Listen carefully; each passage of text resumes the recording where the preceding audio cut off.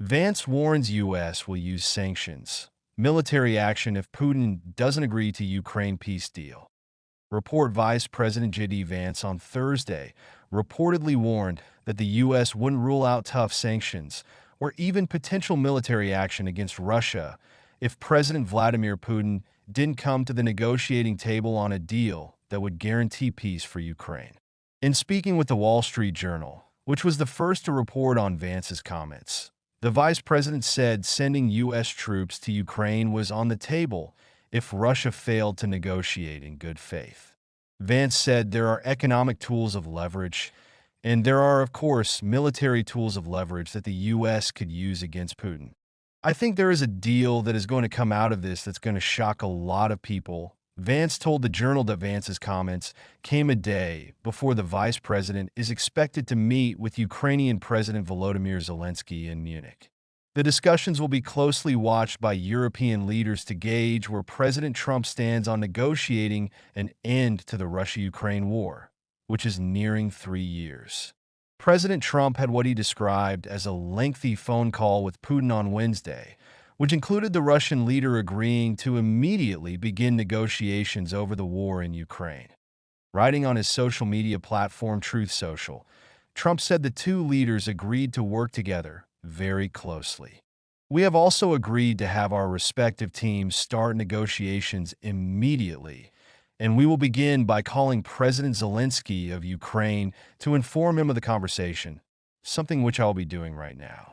I have asked Secretary of State Marco Rubio, Director of the CIA John Ratcliffe, National Security Advisor Michael Waltz, and Ambassador and Special Envoy Steve Witkoff to lead the negotiations which, I feel strongly, will be successful.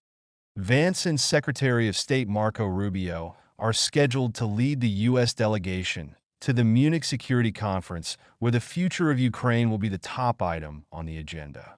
Trump has been vague about his specific intentions, other than suggesting that a deal will likely result in Ukraine being forced to cede territory that Russia has seized since it annexed Crimea in 2014, that the Ukraine war has to end, Trump told reporters Thursday.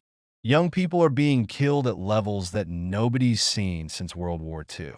And it's a ridiculous war. Both Trump and U.S. Defense Secretary Pete Hegseth dashed Ukraine's hopes this week of becoming part of NATO, which the alliance said less than a year ago was irreversible, or getting back its territory captured by Russia, which currently occupies close to 20%, including Crimea. I don't see any way that a country in Russia's position could allow them to join NATO, Trump said Thursday. I don't see that happening. When asked what he thought Russia should give up to reach a deal, he noted that talks have not yet begun and that maybe Russia will give up a lot, maybe they won't.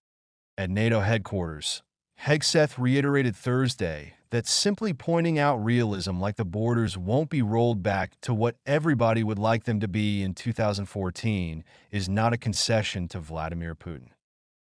He said it's a recognition of realities on the ground. He added, though, that neither Russia nor Ukraine will get everything that they want and stressed that any negotiation that's had will be had with both.